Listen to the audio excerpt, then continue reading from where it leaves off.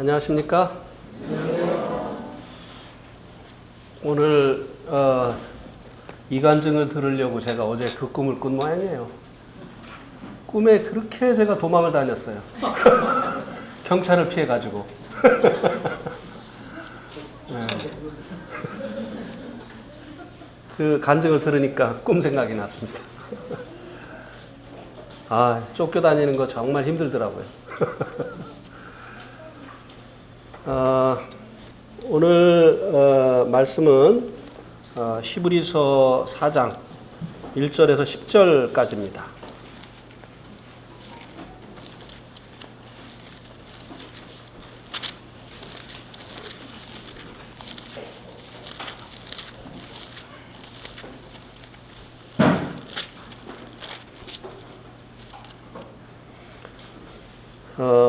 우리 형제님들, 자매님들 이렇게 교독을 하시겠습니다. 10절까지요. 형제님들 먼저 읽겠습니다. 시작.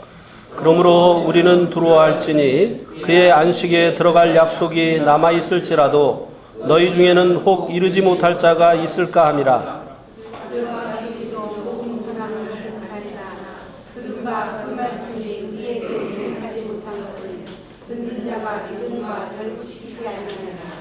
이미 믿는 우리들은 저 안식에 들어가는도다. 그가 말씀하신 바와 같으니 내가 노하여 맹세한 바와 같이 그들이 내 안식에 들어오지 못하리라 하셨다 하였으나 세상을 창조할 때부터 그 일이 이루어졌느니라.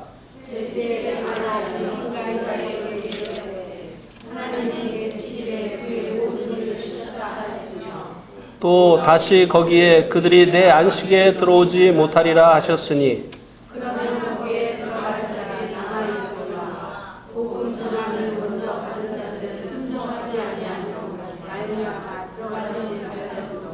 오랜 후에 다윗의 글에 다시 어느 날을 정하여 오늘이라고 미리 이같이 일렀으되 오늘 너희가 그의 음성을 듣거든 너희 마음을 완고하게 하지 말라 하였나니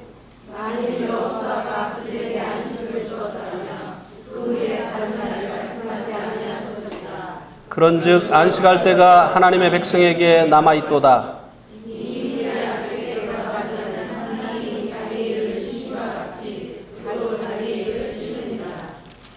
예, 오늘 이 본문 말씀을 통해서 말씀을 나눌 제목은 히브리서 4장 1절에서 10절에서 말하는 네 가지 안식에 대해서 말씀을 드리겠습니다.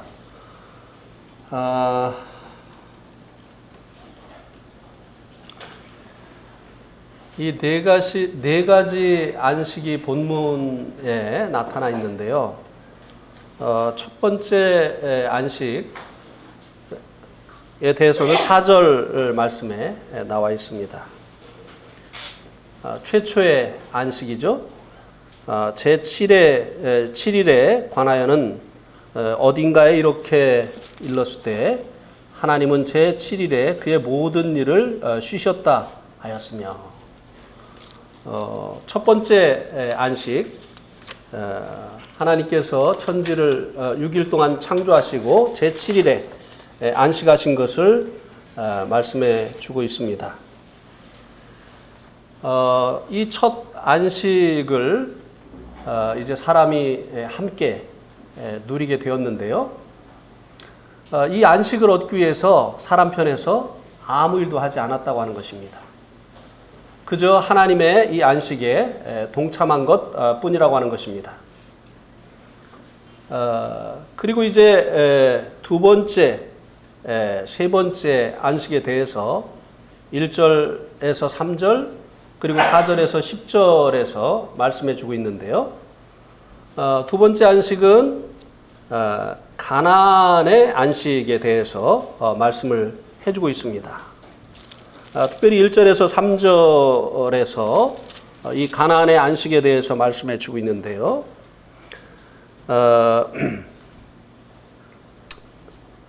그의 안식에 들어갈 약속이 남아 있을지라도 또 2절에 보면 그들과 같이 이들은 이제 가나안 안식에 대한 복음을 들은 이스라엘 사람들을 말씀해 주고 있는 거잖아요. 그리고 3절에 보면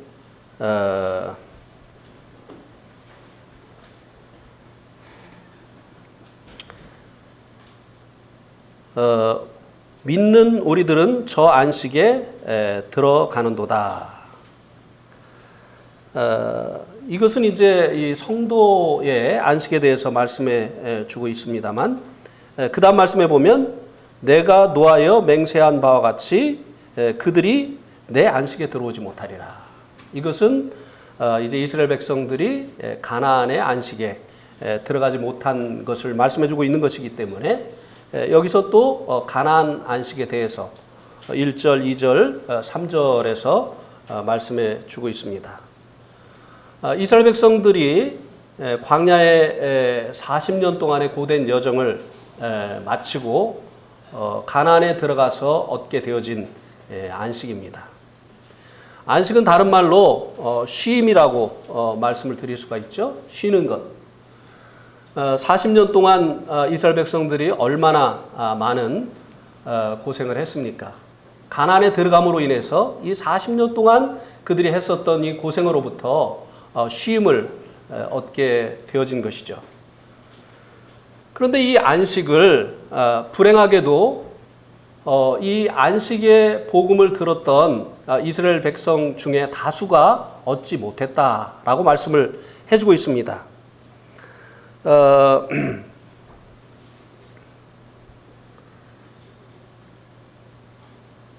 2절 말씀에 보면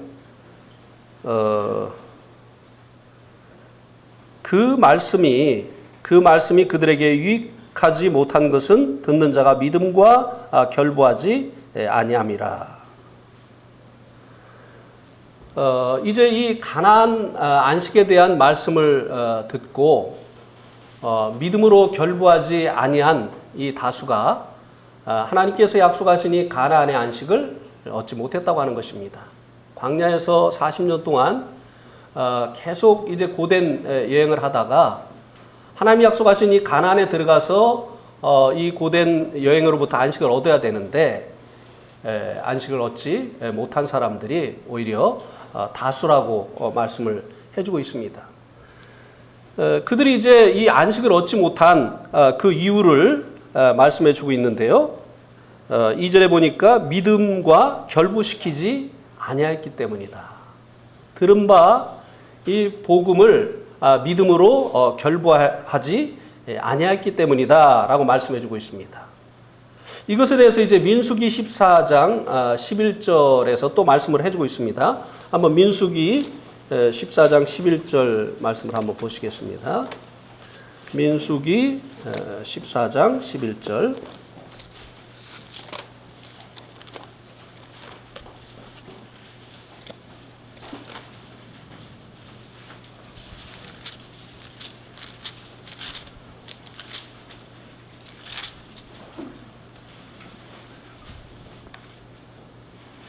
같이 한번 읽어보실까요? 민수기 14장 11절 시작. 여호와께서 모세에게 이르시되 이 백성이 어느 때까지 나를 멸시하겠느냐? 내가 그들 중에 많은 이적을 행하였으나 어느 때까지 나를 믿지 않겠느냐? 예. 여기 이스라엘 백성들이 하나님을 믿지 않는 것으로 인해서 하나님께서 그들을 징치하시리라고 말씀해 주고 있습니다. 12절에 징치하실 것에 대해서 말씀을 해 주시고 있죠.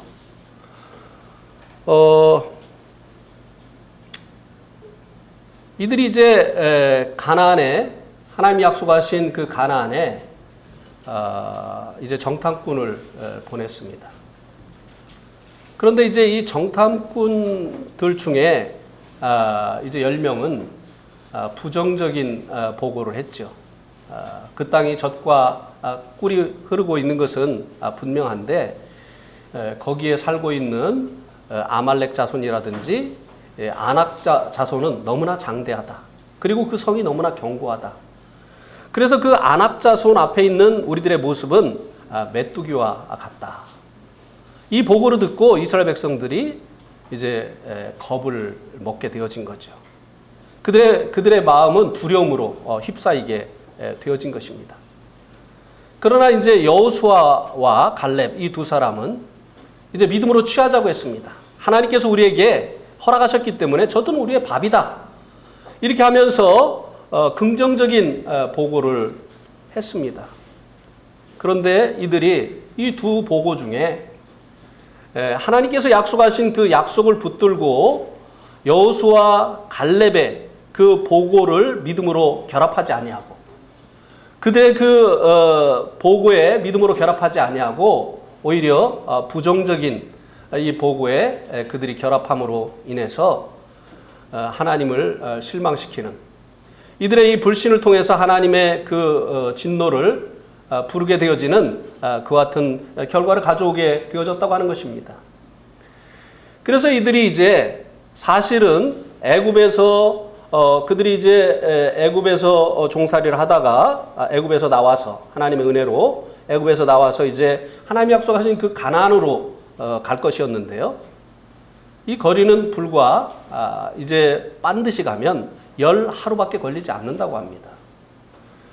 우리 한번 신명기 1장 2절을 한번 볼까요? 신명기 1장 2절.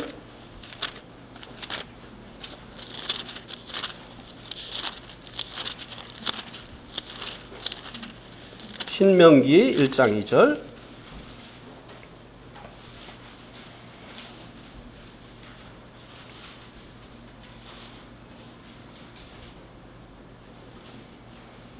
호렙산에서 세일산을 지나 가데스 바네아까지 10하루 길이었더라.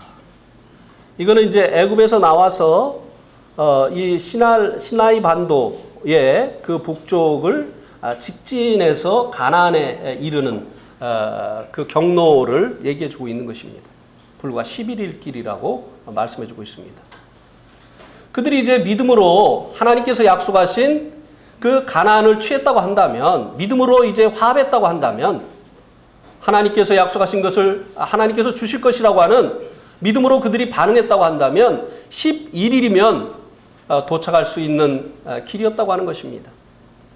그런데 이들이 믿음으로 결부하지 아니함으로 인해서, 믿음으로 반응하지 아니함으로 인해서 40년 동안 이 광야를 계속 이제 방황을 했었던 것을 볼 수 있게 되죠.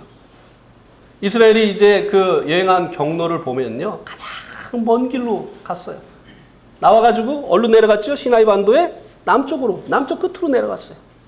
남쪽 끝에서 다시 북쪽으로 올라갔다가 다시 내려와가지고 요단 동편으로 가가지고 거기서 이제 건너가게 되어집니다. 반드시 갔더라면 잠깐이면 갈 수 있는 이런 길을 하나님께 대한 그 불신으로 인해서 40년 동안 걷게 되어지는 이런 징계를 받게 되어졌다고 하는 것입니다. 그래서 이제 이들이 하나님께서 약속하신 이 가나안의 안식을 믿음으로 화합지 아니함으로 인해서 대부분의 사람들이 얻지 못했습니다. 지난번에 이제 그 충주에서 충주 교회의 수련회 다녀왔는데요. 이 수련회에서 세 분이 침례를 받으셨습니다. 그 중에 한 분이 이제 구성훈 부치님이라고 하시는 분이신데 79세세요. 제가 그분을 50대 후반에 만났습니다. 제가 30대 후반에 그분을 50대 후반에 만났어요. 이분이 그때부터 복음을 들은 분이에요. 그리고 이제 복음을 깨닫고 이제는 주님을 믿었다고 그렇게 고백한 지가 20년이 지났어요. 그런데 왜 이제 와서 침례를 받으셨느냐? 예수님이 자기가 죄인인 것도 알고 예수님이 자신의 그 죄 때문에 돌아가신 것도 알고 그것도 이제 믿는데 이분이 문제가 있었어요. 그 문제가 뭐냐면은 조상 섬기는 것을 못 놓는 거예요. 그래가지고 교회도 나가고 조상도 섬기는 것을 인정해 주면 침례를 받겠지만 내가 우리 집안의 장손이기 때문에 이거 포기할 수 없다. 이래가지고 복음을 다 알고도 이것을 놓지 못해가지고 20년이 걸린 거예요. 20년 전에 이미 끝을 놨더라면 구원받을 수 있었던 거 아니겠습니까? 교회 가운데 가입될 수 있었던 게 아니겠습니까? 그런데 이것을 놓지 못해가지고 20년이라고 하는 이 시간을 허비하는 그런 생을 사셨다고 하는 거예요. 그러나 이제라도 침례를 받으셨으니 다행이죠. 그래서 이제 제가 침례를 받기 전에 그분에게 여쭤봤어요. 이제 조상님은 어떻게 하실 겁니까? 예수님보다 더 귀히 여기셨던 조상님은 이제 어떻게 하실 겁니까? 그러니까 아이고 이제는 이제 포기했습니다. 이제 지들이 하라고 하죠 뭐. 저는 이제 안 합니다. 그러면 데살로니가 전서 1장 9절 말씀을 한번 보시겠습니다. 데살로니가 전서 1장 9절.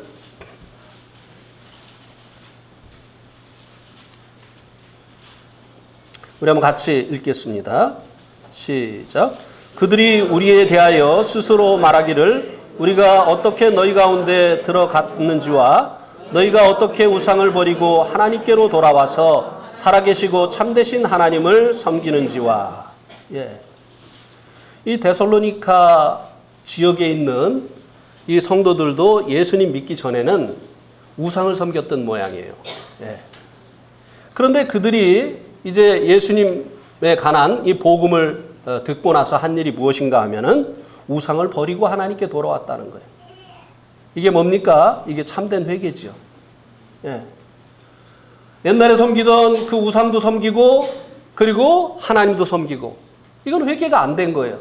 우상을 버리고 하나님께 돌아와서 사시고 참되신 하나님을 섬기는 것, 이것이 참된 회개지요.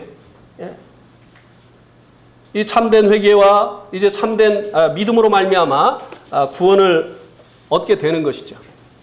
이 부처님이 이 조상님을 포기를 못해가지고 20년이라는 이 세월을 허송 세월을 했다고 하는 것입니다. 이스라엘 백성들이 믿음으로 갔더라면 10하루만이면 갈 수 있는 이 길을 40년 동안 방황을 했다고 하는 것이에요. 가나안의 안식을 그것도 이 40년 동안 방황을 했었을 뿐만 아니라 이 가나안의 안식을 얻지 못하고 광야에서 엎드려 죽은 이 같은 사람들이 부지기수였다고 하는 것입니다.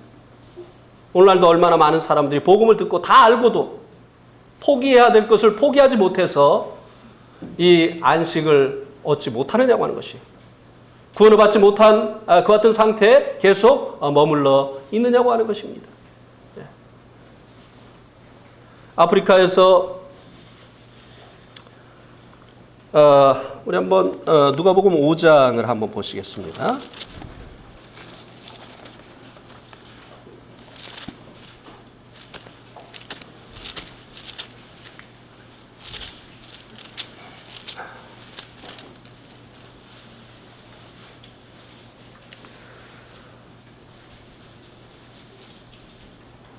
(5장 1절부터) 제가 몇 절을 읽겠습니다.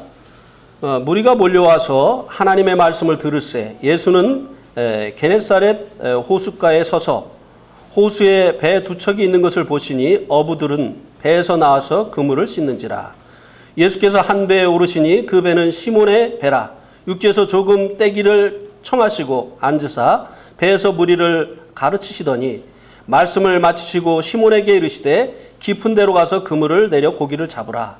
시몬이 대답하되 이르시되 선생님 우리들이 밤이 새도록 수고하였으되 잡은 것이 없지만은 말씀에 의지하여 내가 그물을 내리리이다 하고. 자, 이 베드로의 고백에 의하면 밤이 맞도록 고기를 잡으려고 그물질을 했는데 고기를 못 잡았어요. 베드로는 베테랑 어부입니다. 이 갈릴리 호수에서 잔뼈가 굵은, 고기를 잡으면서 잔뼈가 굵은 아주 고기 잡는 일에는 숙련된 그런 어부예요. 그래서 밤이 맞도록 자기의 그 경험, 또 고기 잡는 기술, 이 모든 것을 다 동원해서 그물을 던졌지 않겠습니까? 그런데 고기를 잡지 못했어요. 근데 예수님이 나타나셔서 하시는 말씀이 깊은 곳에 이제 이제 날이 밝았죠. 근데 이 깊은 곳에 그물을 내리라고 하는 겁니다. 목수가. 베테랑 어부에게 목수가 뭐를 안다고. 만일 여러분이 이 베드로의 입장이었다면 어떻겠습니까? 아이, 지금 사람 약 올리냐고 말이죠. 나도 해볼 만큼 다 해봤다고. 그리고 당신이 고기 잡은 경험이 있어? 아니, 목수 주제에 말이야. 우리 같으면 이렇게 반응하지 않았겠습니까? 당신이 뭐를 안다고. 지금 낮이야, 낮에는 고기가 낮은 곳으로 모여. 내가 그런 것도 모를까 봐? 낚시를 조금이라도 해본 사람은요, 낮에는 고기가 깊은 곳에 없다고 하는 거 잘 알고 있습니다. 그런데 베드로는 이 고기 잡는 일에 경험이 많은 사람이에요. 그런데 베드로가 뭐라고 고백을 했습니까? 내가 밤이 맞도록 고기를 잡으려고 했지만 잡은 것이 없지만, 그러나 이제는 말씀에 의지하여 그물을 내리리이다. 자기의 경험, 자기의 업으로서의 그 지식, 이 모든 것을 놓은 것이에요. 이것을 놨기 때문에 주님의 말씀을 붙들 수 있었던 것입니다. 믿음으로 주님의 말씀을 결부시킬 수 있었던 것이에요. 왜 이스라엘 백성들이 이렇게 40년 동안 방황하게 되어지고 광야에서 엎드려 죽는, 이 가나안의 안식을 얻지 못하고 죽는 이와 같은 결과를 그들이 맞이하게 되어졌느냐고 하는 것이에요. 믿음으로 결부하지 않았기 때문이에요. 그 여호수아 갈렙을 통해서 들려진 이 믿음의 말씀을 믿음으로 결부하지 않았기 때문에 그들이 그렇게 되어졌다고 하는 것입니다. 이 구성훈 부처님이 왜 20년이 넘도록 구원을 받지 못하고 허송세월을 했느냐고 하는 것입니다. 주님의 말씀에 믿음으로 결부하지 못했기 때문에. 이것을 인정해 주면 내가 침례를 받겠지만, 이것을 인정해 주지 않으면 나는 우리 집안의 장손이기 때문에 이거 놓을 수가 없다. 그러나 이제라도 놨으니 얼마나 다행입니까? 그것을 놓지 않고 계속 계시다가 돌아가셨다고 한다면 그 자녀들이 얼마나 천추의 한우로 이것이 남겠습니까? 복음을 다 알고도, 복음을 못 들어서 못 믿는 사람들도 많은데 이 복음을 다 듣고 알고도 이제 놓아야 될 것을 놓지 못해서 돌아가셨다고 한다면 얼마나 그 자녀들의 마음속에 이것이 고통으로 남아있겠느냐고 하는 것이에요. 이스라엘 백성들이 이 하나님의 말씀을 들을 때에 강팍한 마음으로 들었기 때문에 이 가나안의 안식을 얻지 못했다고 하는 것입니다. 그래서 이제 시편 95편 11절에 보면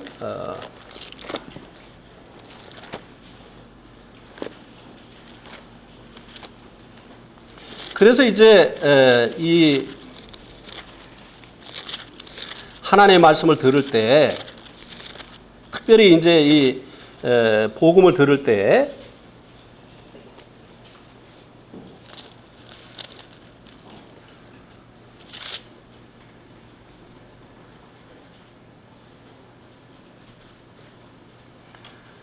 에, 7절 말씀에 보면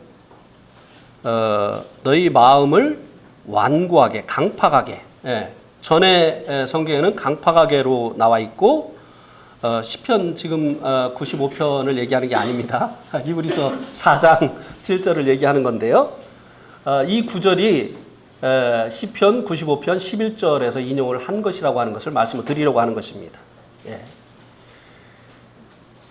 이 하나님의 이 복음의 말씀을 들을 때 마음을 완고하게 하면 안 된다고 하는 것입니다. 그래서 결국 믿음으로 결부하지 않게 되어지고 결국은 이 40년 동안 방황하게 되어지는 이런 결과를 그들이 맞아야만 했고, 그리고 또 광야에서 엎드려 죽게 되어지는, 간의 안식을 얻지 못하게 되어지는 이런 결과를 그들이 맞이하여야만 됐다고 하는 것입니다.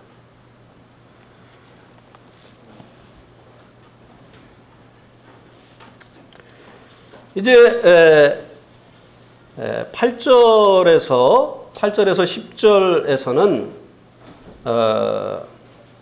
성도의 안식, 그리고 또 영원한 안식, 이 두 가지 것에 대해서 말씀을 해주고 있습니다.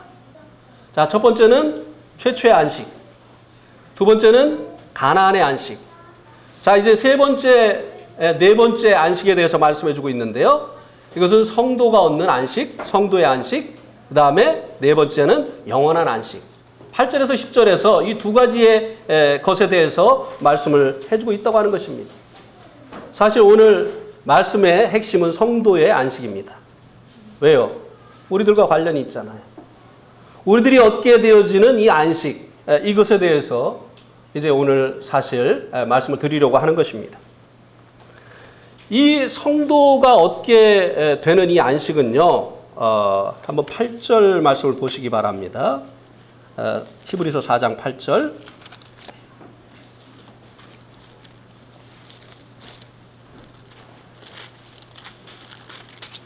히브리서 4장 8절에 보면 만일 여호수아가 그들에게 안식을 주었더라면 그 후에 다른 날을 말씀하지 아니하셨으리라. 자, 이 여호수아를 통해서 가나안의 안식을 얻었잖아요. 그런데 이제 이 성도들에게 주어지는 이 안식은 여호수아를 통해서 주어진 안식이 아니라고 하는 것입니다. 여호수아가 주지 못한 그 안식을 말씀해 주고 있는 것입니다. 이것은 가나안에 들어간 이들이 얻지 못한 안식입니다. 이것은 구체적으로 죄의 형벌로부터의 안식입니다. 뭐라고요? 죄의 형벌로부터의 안식. 우리가 무슨 문제가 있으면 그 문제가 해결될 때까지 마음의 쉼을 얻지 못하지요. 그죠? 예. 그 문제가 해결되어져야만 우리 마음에 쉼이 찾아옵니다. 예. 사람은 이 범죄한 이후에 이 죄로 인해서 이제 마음의 쉼을 잃어버리게 됐습니다. 그래서 이제 예수님께서 마태복음 11장 28절에 우리가 잘 알고 있는 것처럼 수고하고 무거운 짐진 자들아 다 내게로 오라. 왜 오라고 부르셨죠? 내가 너희를 쉬게 하리라. 율법은 무엇을 위해서 부르지요? 수고하고 무거운 짐을 지우기 위해서.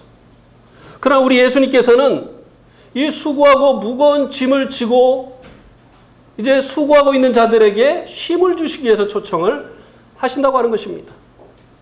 사람들은 범죄한 이후에 이 죄로 인해서 이제 수고를 하게 됐습니다. 이 수고는 무엇을 위한 수고입니까?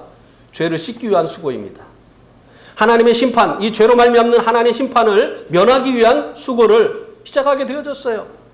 아담과 하와가 범죄한 이후에 한 일이 무엇입니까? 창세기 3장 7절에 보니까 무화과 잎을 엮어 무엇을 했다고요? 치마를 해서 입었잖아요. 이것이 범죄한 후에 사람들이 죄로 인해서 하기 시작한 수고예요. 아담과 하와가 만들어 입은 이 무화과 잎 치마는요, 종교를 상징하는 것입니다. 이 종교가 왜 생겼느냐? 사람들이 범죄했기 때문입니다. 이 종교는 사람 편에서 사람의 죄의 문제를 해결하려고 하는 이 시도를 말하는 것입니다. 자, 불교는 사람들의 이 죄의 문제를 어떻게 해결을 하라고 하죠? 예. 불교 사원에 가면 대부분 무엇이 있습니까? 불교 사원에 가면 뭐죠? 불탑이 있죠, 불탑. 이 불탑이 무엇을 상징합니까? 적선. 쌓을 적자에다가 선할 선자예요. 그래서 이 불교는요, 이 죄를 보상하기 위해서 선을 행하라고 하는 것입니다. 네. 적선. 네. 이 모든 종교는요, 이 선을 쌓아서 죄를 보상하라고 하는 그런 요구를 해주고 있어요. 그러니까 이제 이 모든 종교에 속한 사람들은 사람 편에서 자기의 그 죄의 문제를 해결하기 위한 그 수고를 하게 되어 있다고 하는 것입니다. 그래서 예수님께서 자기 그 죄의 문제를 스스로 해결하기 위해서 수고하는 사람들에게 자신에게 오라고 부르신 것입니다. 왜? 사람의 수고로 사람의 죄의 문제를 해결할 수 없기 때문입니다. 무화과 잎을 엮어서 그들이 이제 치마를 해서 입었습니다. 그런데 하나님께서 그들을 부르셨어요. 그랬더니 그들이 뭐라고 대답을 했습니까? 예, 부르셨습니까? 하고 나왔습니까? 숨었어요. 왜 숨었느냐고 하니까 그들이 뭐라고 했습니까? 벗었으므로 두려워하여 숨었나이다. 사람의 수고를 통해서 사람의 그 죄의 부끄러움을 가릴 수 없다고 하는 것입니다. 어떤 종교도, 어떤 종교의 계율을 가지고도 이 종교가 요구하는 그 계율을 지키는 이 수고를 통해서도 사람의 죄의 문제를 해결할 수가 없다고 하는 것입니다. 그래서 예수님께서 이 죄의 문제를 해결하려고 수고하는 이 종교인들에게, 율법 아래 있는 자들에게 내게로 오라고 부르신 것입니다. 주님께로 와야만 이 수고를 이제 벗어버릴 수 있게 되어지는 것이기 때문에 그렇습니다. 그리고 무거운 짐진 자들이라고 말씀해 주고 있습니다. 이 무거운 짐은 종교의 계율들을 말씀해 주고 있는 것입니다. 우리 한번 사도행전 15장 10절을 한번 보시기 바랍니다. 사도행전 15장 10절.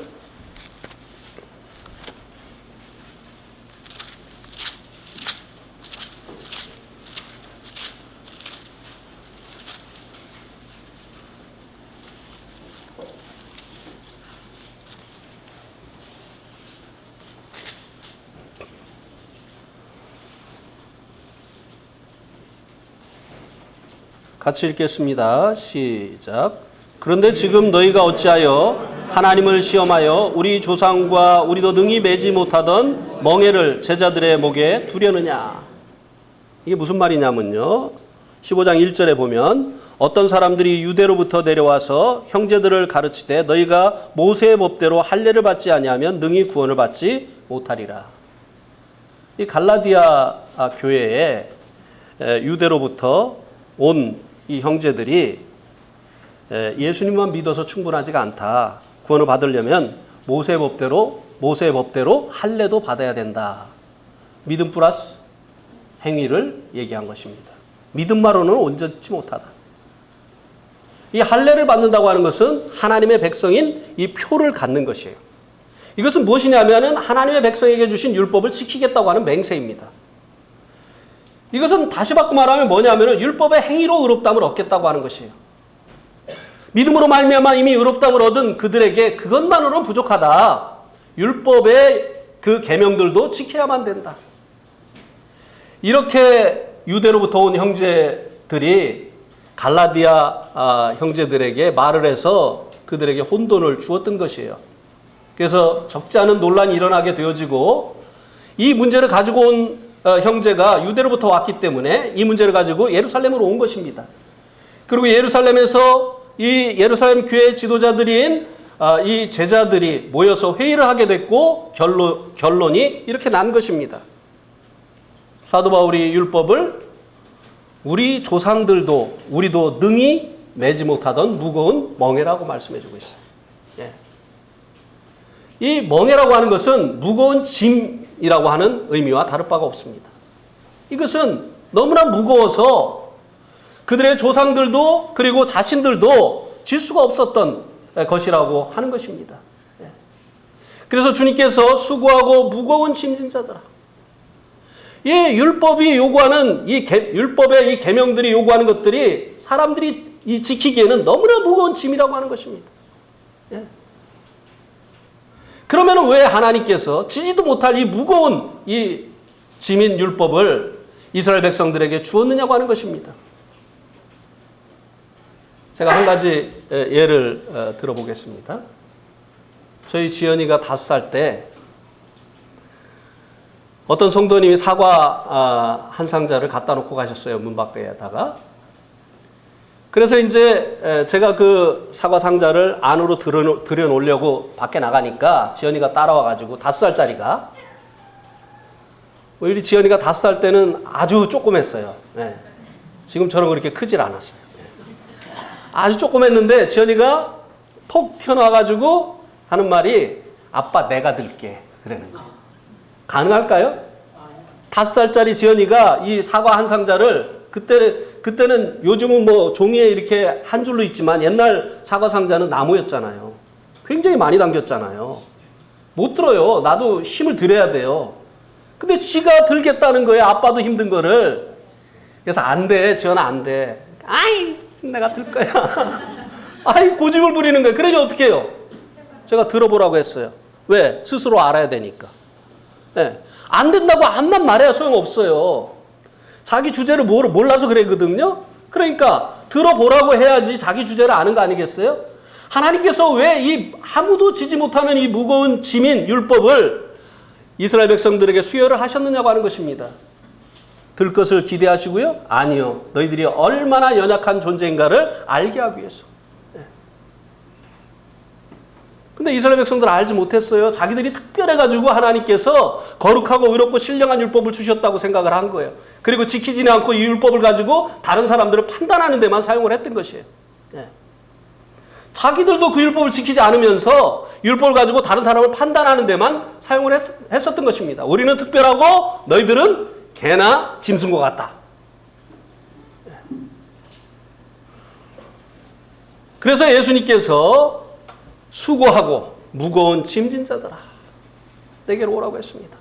사람이 이 죄 때문에 수고하게 되어졌고 그리고 이 무거운 짐을 지게 되어지는 이런 일을 해야만 하게 되어졌다고 하는 것입니다. 그래서 예수님께서 내게로 오라. 너희들의 그 수고로도 그 어떤 종교의 계율로도 너희들의 죄 문제를 해결할 수 없기 때문에 너희들의 그 죄 문제를 해결받기를 원한다고 한다면 내게로 오라고 하는 것입니다. 예. 정말 예수님께로 돌아온 자들은요 쉼을 얻죠. 예. 이야, 이미 다 해결된 건데 내가 해결하려고 그렇게 애를 썼네. 이미 2000년 전에 예수님께서 다 이루셨는데 그걸 모르고 내가 지금까지 눈물도 짜보고 힘도 써보고 애도 써보고 노력을 했네. 예? 그러면서 이제 예수님께로 오게 되어질 때 우리가 마음에 쉼을 얻는 것입니다. 예? 그리고 마음에 이제 막 안도가 밀려오죠. 아우 이제 살았다. 이제 됐네. 예? 주님의 말씀이 사실이잖아요. 예? 주님께로 오는 모든 자들이 이 쉼을 얻게 되어지는 것입니다. 그런데 우리가 이 쉼을 얻게 하시려고요. 우리가 안식을 얻게 하시려고요. 하나님께서 일하셨다고 하는 것이에요. 안식은 그냥 얻어지는 게 아니에요. 비록 우리 편에서 안식을 얻기 위해서 일하지 아니했지만 그러나 하나님께서 우리 안식을 위해서 일했다고 하는 것이에요. 첫 번째 안식도 마찬가지입니다. 최초의 안식도 마찬가지예요. 자, 창세기 1장 31절 2장 2절까지 한번 보겠습니다. 창세기 1장.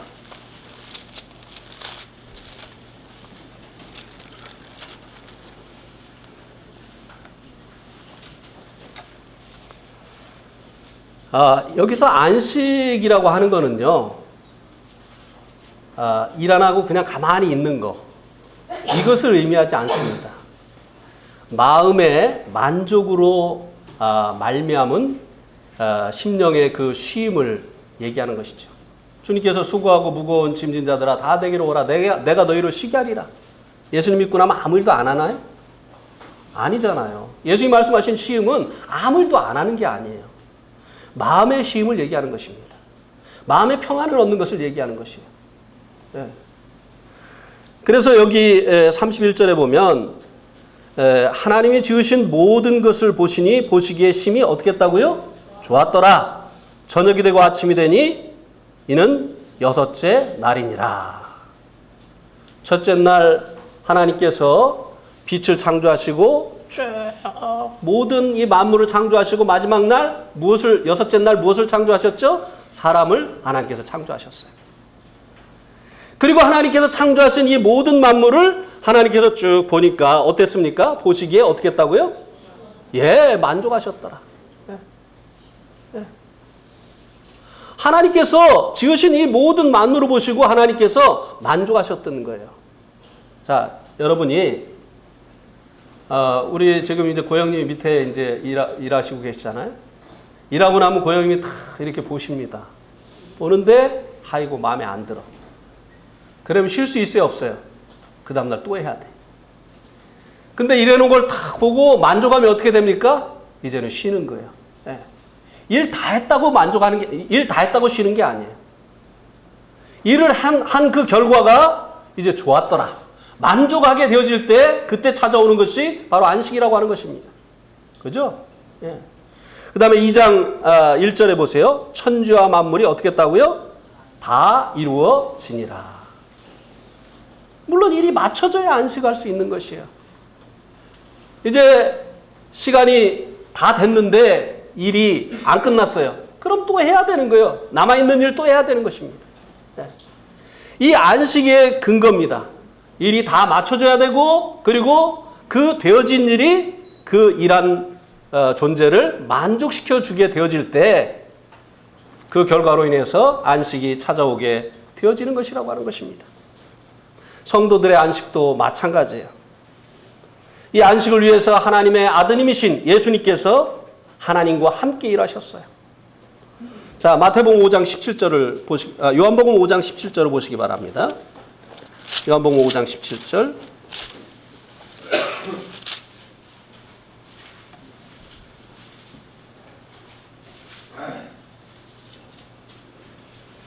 요한복음 5장 17절. 예수께서 그들에게 이르시되 내 아버지께서 이제까지 일하시니 나도 일한다 하시매. 예수님께서 38년 된 병자를요 고치셨어요. 네. 그랬는데 문제가 생겼어요. 그날이 무슨 날이었다고요? 안식일. 안식일 날 병자 고치는 건 문제가 아니에요. 그런데 그 병자에게 침상을 들고 일어나서 가라고 했어요. 침상으로 옮기는 건 일이다 이거예요. 네. 누가 너한테 이 일을 시켰느냐? 네. 그래서 그 예수님인 것을 알고 나서 유대인들이 왜 안식일 날 일을 하느냐? 그것에 대한 대답이 무엇입니까? 아버지께서 일하심에 나도 일한다. 안식일 날 하나님이 쉬시지 못하고 있어요. 처음에 하나님께서 이 지으신 만물을 보시고 좋았고 그리고 이 짓기를 원했던 모든 만물을 지으셨기 때문에 안식을 하셨습니다. 그런데 창조의 중심이 누구였죠? 하나님께서 무엇을 생각하시고 이 모든 만물을 지으셨죠? 사람입니다. 사람 때문에 하나님께서 이 모든 만물을 지으신 것이에요. 거처할 처소로. 그리고 이 인생들의 그 생활에 필요한 모든 것으로 이 모든 만물을 하나님께서 지으신 것입니다.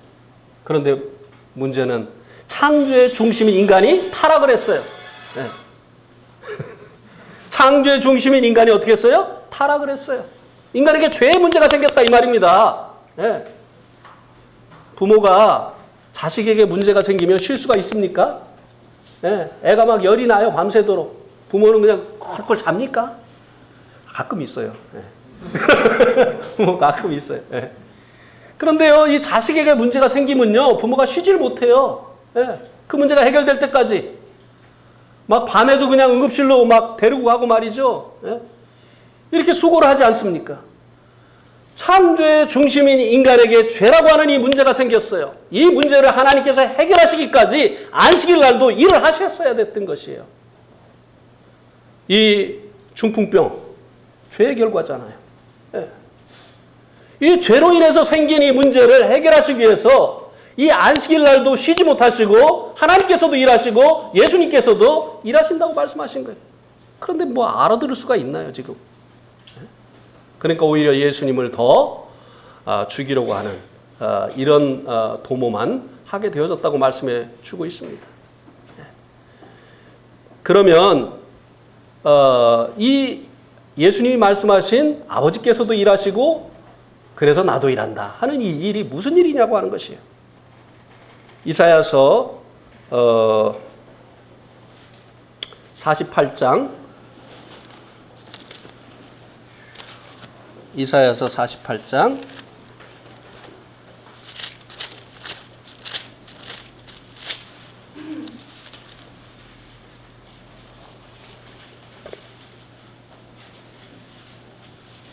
6절.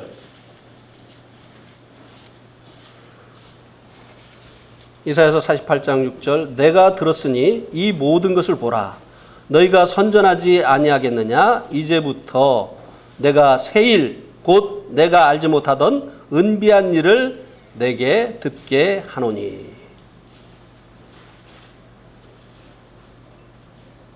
이 말씀은요, 하나님께서 고레스, 페르시아의 왕인 고레스를 통해서 바벨론에 포로되어진 이스라엘 백성들을 해방시키시겠다고 하나님께서 말씀을 하셨어요. 그런데 여기 보니까 이제부터, 지금까지는 고레스를 통해서 이제 이스라엘 백성들을 바벨론에서 구원하신 일을 행하셨지만 이제부터 행한 일은 뭐라고요? 그 일과 다른 새 일이라는 거예요. 이것은 은밀하고 비밀한 일이라는 거예요. 이것은 지금까지 알려지지 않은 일이라고 하는 것입니다. 이 지금까지 숨겨져 있던 이 은밀하고 비밀한 일, 이것이 무엇이냐고 하는 것이에요. 이것은요, 16절에 나와 있는 나와 깊은 관련이 있습니다. 16절에 보세요. 너희는 내게 가까이 나와 이것을 들으라. 내가 처음부터 비밀이 말하지 아니하였나니 그것이 있을 때부터 내가 거기에 있었노라 하셨느니라. 이제는 주 여호와께서 나와 나의 영을 보내셨느니라. 앞에 나와 있는 이 말씀은요, 고레스를 통해서 이루실 구원에 대해서 말씀하신 것을 하나님께서 비밀히 말씀하시지 않으셨어요. 그래서 이 선지자를 통해서 고레스를 통한 이스라엘의 구원에 관한 얘기는 이스라엘 백성들이 들었습니다. 그런데 이제는 여기 보니까 이제는 고레스를 통해서의 구원과 다른, 이제는 but now, 이제부터는 주 여호와께서 나와 그의 영을 보내셨느니라. 이제부터 이룰 이 구원은요, 나와 주의 영을 보내서 이룬다고 하는 것입니다. 여기서 말씀해주고 있는 이 나가 누구냐? 고레스가 아닙니다. 지금까지는 고레스를 통해서 했지만 이제는 이제 미래의 그 어떤 시점에서 이제는 나와 이제 그의 영을 보내셔서 하나님께서 구원을 이루신다고 하는 것입니다. 그게 뭐냐? 그게 바로 새 일이에요. 새 일. 하나님께서 이제 세상을 사람을 위해서 창조하셨어요. 이것이 옛날 일이죠. 그런데 이 창조에 중심되어지는 사람에게 문제가 생겼다 이 말입니다. 범죄함으로 인해서 인간에게 죄라고 하는 문제가 생겼어요. 이 문제를 해결하시기 위해서 하나님께서 이제 새 일을 시작하셨다고 하는 것입니다. 그것을 나라고 하는 예수 그리스도와 그의 영인 성령님을 통해서 이루시겠다고 하는 것입니다. 하나님께서 계획하신 이 새 일, 하나님을 쉬지 못하게 하고 하나님께서 다시 일을 시작하시게 한 이 새 일은 히브리서 1장 3절에 보면, 히브리서 1장 3절에 보세요.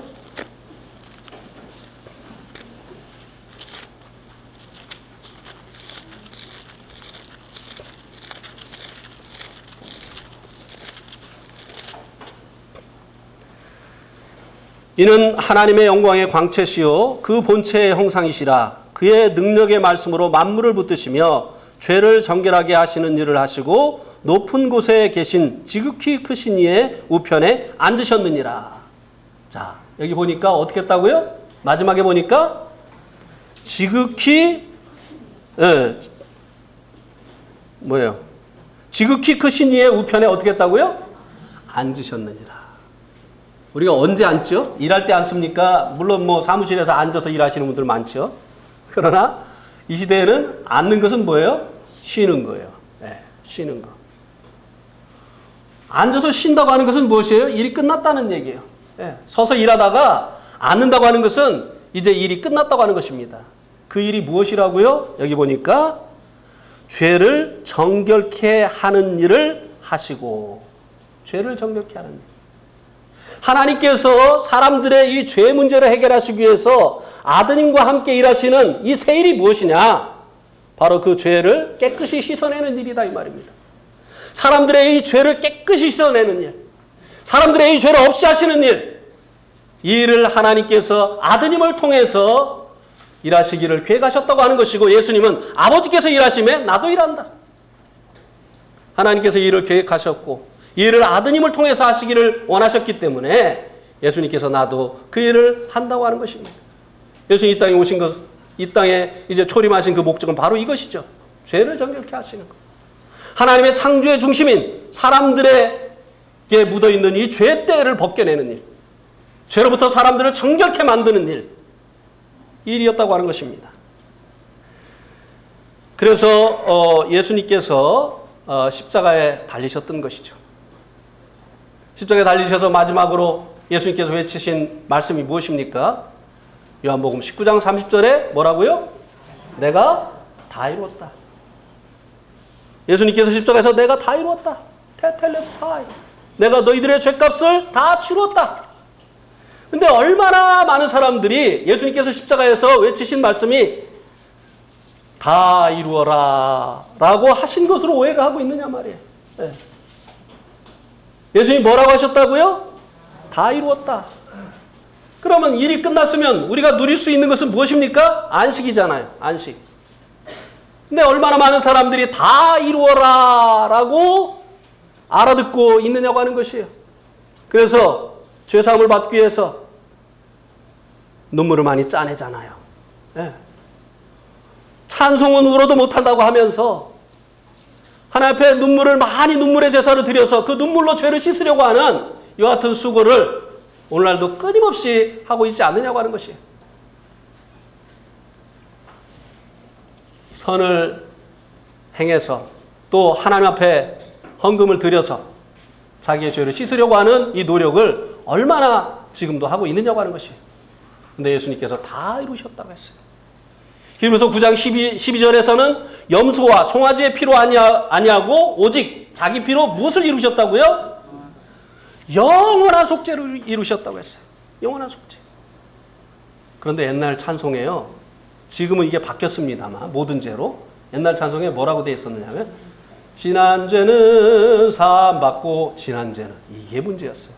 그럼 앞으로는 죄 안 질 자신 있어요? 그러니까 이게 문제예요. 근데 성경은 히브리서 9장 12절 말씀에 뭐라고 얘기해 주고 있습니까? 자기의 피로 무슨 속죄? 영원한 속죄. 과거, 현재, 미래, 이 모든 것이 영혼 속에 있는 것이에요. 예수님께서 영원한 속죄를 하셨다고 하는 것은 우리들의 죄값을 과거, 현재, 미래 이 모든 죄값을 예수님의 그 피로 다 지불을 하셨다고 하는 것입니다. 네.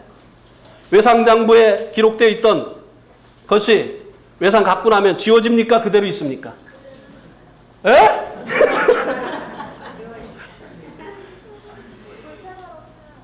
아, 볼펜으로 쓰면 그대로 있죠. 연필로 쓰면 지워지죠. 네. 지워지죠. 갖고 나면. 예. 볼펜으로 쓰면 까맣게라도 지우지 않아요. 이제. 예. 외상값을 갚았는데도 남아있으면 안 되죠. 예. 예수님께서 다 갚으셨기 때문에, 예수님께서 그 피로 영원한 속죄를 이루셨기 때문에 이제 우리들이 믿음으로 말미암아 무엇을 누리게 되어진 것입니까? 안식을 얻게 되어진 것이. 수고하고 무거운 짐진 자들아 다 내게로 오라. 내가 너희를 어떻게 한다고요? 쉬게 하리라. 네. 이것이 바로 우리들이 얻은 이 안식입니다. 죄의 형벌로부터의 이제 안식이죠. 그 다음에 이제 9절에서 10절에서는 영원한 안식에 대해서 말씀을 해주고 있습니다. 한번 9절 10절을 한번 보시기 바랍니다. 히브리서 4장 9절 10절.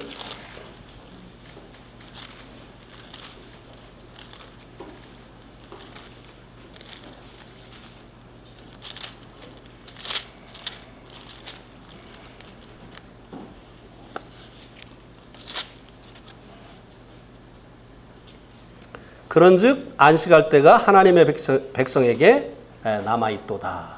안식을 얻은 하나님의 백성에게 남아있는 그 안식. 그죠? 네.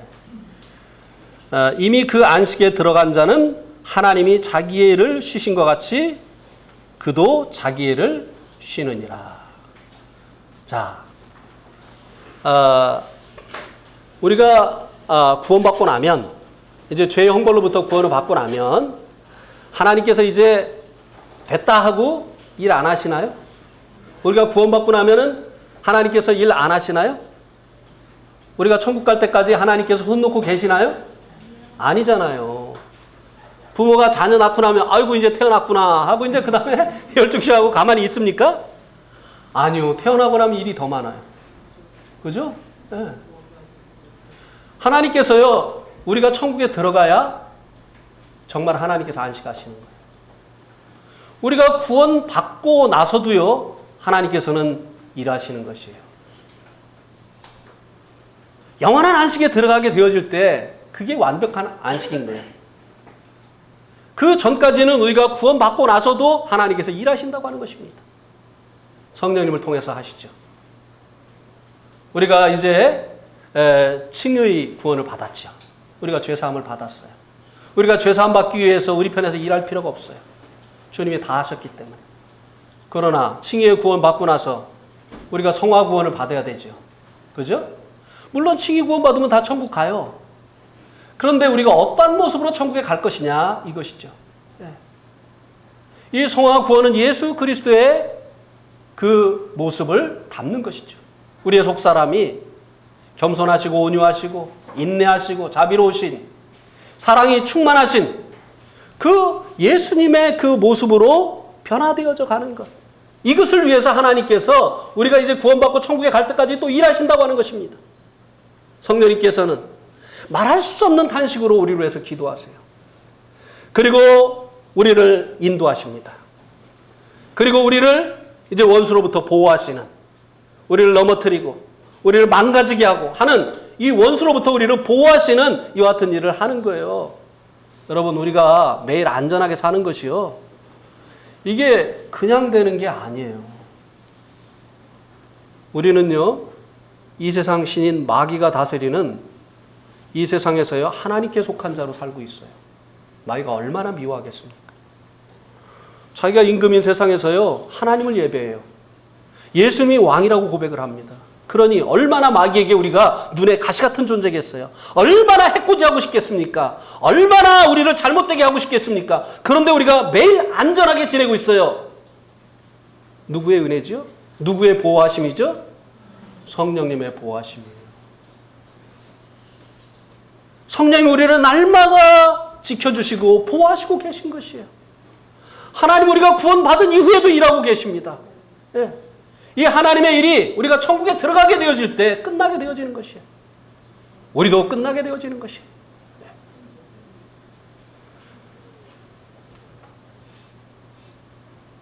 그런데요, 이 성령님의 일은 계속 말씀을 드리지만 자동이 아니라는 거예요. 우리가 가만히 있어도 예수님을 닮는 게 아니라고 하는 것입니다. 예. 가만히 있는 사람은 예수님 닮지 못해요. 보세요. 구원받고 세월 많이 지났다고 그 속사람이 변화되어지는 것이 아닙니다. 그렇습니까? 안 그렇습니까? 예. 지난번에 그 충주에 가가지고 저녁에 이제 밤늦게까지 이제 교제를 하는데 형제님들이 그러는 거예요. 우리가 성경을 몰라서 지금 하나님의 뜻대로 못하고 있는 것이 아니다. 그러면서 하는 말이 뭐냐면은 우리 가운데 구원받은 지 30년 안 된 사람 어디 있냐는 거예요. 예. 구원받은 지 다 30년이 넘었어요. 근데 교회는 계속 문제 가운데 있어요. 이게 뭐죠? 우리가요, 자동으로 세월이 지난다고 해서 주님 닮는 게 아니라고 하는 것입니다. 하나님께서 지금도 쉬지 못하고 일하고 계신데 우리들을 아들의 형상으로 깎아내시려고, 우리를 예수님을 닮게 하시려고 일하고 계신데 자동으로 되어지지 않는다고 하는 것입니다. 우리가 그분이 우리를 그분의 형상으로 만드시도록 우리 자신을 내어주어야 돼요. 그리고 그분의 인도하심을 따라야 됩니다. 순종해야 됩니다. 우리가 강팍한 마음으로, 듣고 싶지 않아요. 그렇게 하고 싶지 않아요. 내 인생은 내 거잖아요. 내 맘대로 하게 좀 놔두세요. 왜 이렇게 간섭을 합니까? 하면서 살면 하나도 안 변하는 거예요. 구원받고 아무리 세월이 지내도요. 말하는 것이나 행동하시는 것이나 행동하는 거나 마음 쓰는 것이나 똑같은 거예요. 그냥 천국 가는 거예요. 그냥 달랑. 그 모습 가지고. 다른 사람을 유익해 하고 다른 사람을 섬기고 또 이 세상에 이 어두운 세상에 빛이 되어지고 이 부패한 세상에 소금이 되어지는 이와 같은 역할을 하는 것이 아니라 세상과 똑같이 살다가 그냥 가는 것입니다.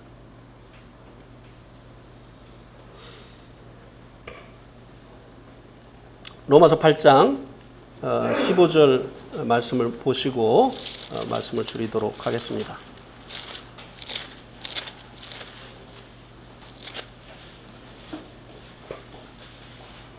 로마서 8장 15절.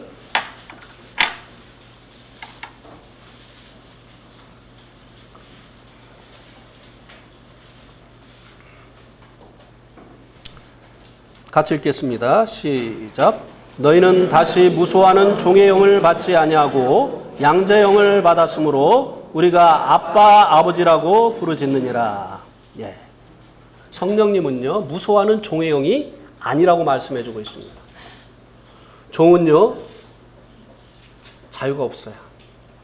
아무리 자기 인생을 자기가 계획해도요 주인이 원하는 대로 살아야 되는 것이 종입니다. 그러나 성령님은 우리를 그렇게 강제적으로 인도하시는 분이 아니라고 하는 것입니다. 너희가 종의 영을 받지 아니하였다. 성령님은요 항상 우리의 동의를 구하시는 분이에요. 거기 가지 마라. 근데 우리가 아니요 갈래요. 그럼 기다리시는 분이에요. 일로 가자. 싫은데요? 그러면 주님께서 기다리시는 거예요. 이 성령님은 죄처럼 우리를 강제적으로 끌고 가는 분이 아니에요. 우리가 선을 행하기를 원하지만 죄는 악을 행하도록 끌고 갑니다. 그러나 성령님은요, 우리를 선한 길로 인도하시기를 원하시지만 우리가 싫다고 하면, 우리가 마음을 강팍하게 하고 그렇게 하고 싶지 않은데요 하면 기다리시는 분이다 이 말입니다. 그 세월이 40년이 될 수가 있어요. 이스라엘 백성들처럼.